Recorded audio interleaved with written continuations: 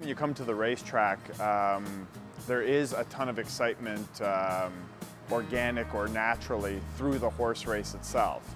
Unfortunately, we run a horse race. Unfortunately, a horse race lasts about a minute to a minute and a half, and we could only run a horse race every half hour. The horses live on the back stretch. They walk to the front side. They get saddled. The jockeys ride in every race, and so there's a lot that has to happen for a race to actually get ready and then begin. So in that time between races, it's up to us as the racetrack operator, my staff and I, to keep our customers engaged. And a certain segment of our customer base is going to be studying, reading the program, trying to find that winning horse, looking at the odds going up and down, kind of like you would with like a stock ticker. Like, is it my time to play now? Do I wait? Do I go for this one? Do I go for that one? But there's a big portion of our customer base that doesn't necessarily want or need to do that, and they're here for a good time. And so we provide other amenities for them. Good food, live music, and special events like this pop-up pool party. And then on Labor Day, Monday, September 2nd, we're actually going to have a barbecue cook-off in our infield as well. So our long-term goal is to have more and more events to keep our customers engaged. Unfortunately, in this day and age, just running a horse race every half hour isn't going to cut it. And that can be, the same thing can be said for any racetrack in North America, and it can be said for a lot of other businesses as well. I mean, if you just focus on what your primary product is, you're going to be in trouble. And I think all you need to do is go to a basketball game, go to a Trailblazer game, and see how a 2 to 2.5 hour event with only about 40, 45 minutes of playing time, how they keep their customers engaged. Well, in the past, we've never utilized the infield because we've ran in the wintertime.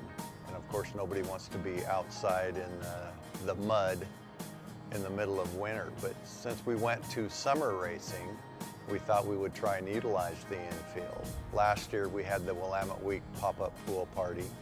And this year we've got that. We just did that on Sunday, and it was a huge success.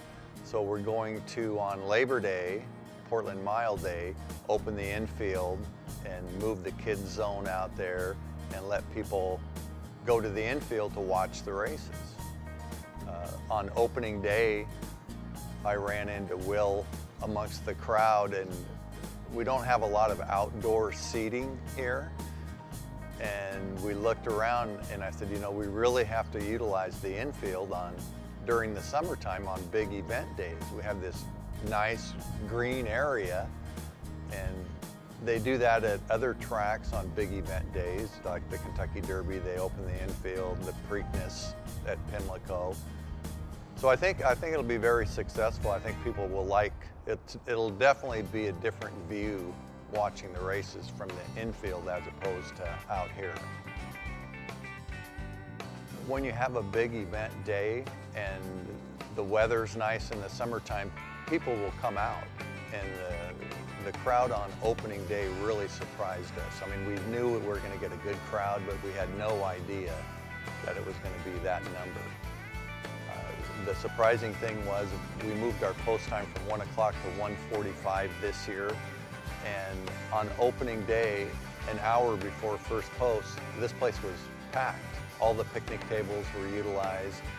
And so, I mean, it's like the people will come out, and we need more outdoor seating. And so there's really no other place other than to go into the infield. We've had a relationship with the Willamette Week since the mid-2000s. We originally were just an advertiser, but I, as a consumer of many different goods, used the paper myself to learn about events. For instance, Music Fest Northwest is an event of theirs, but even other events that advertise there. And I could see that there's tremendous value and opportunities in working with the Willamette Week. So over the past 10 years, and I'd say even more so over the past 5 years, we've increased the amount we advertise with the Willamette Week because their readership is amazing. It's actually a really good product that delivers.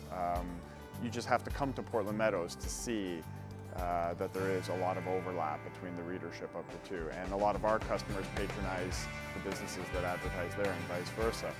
So I definitely wanted to take that relationship to the next level and not just be an advertiser.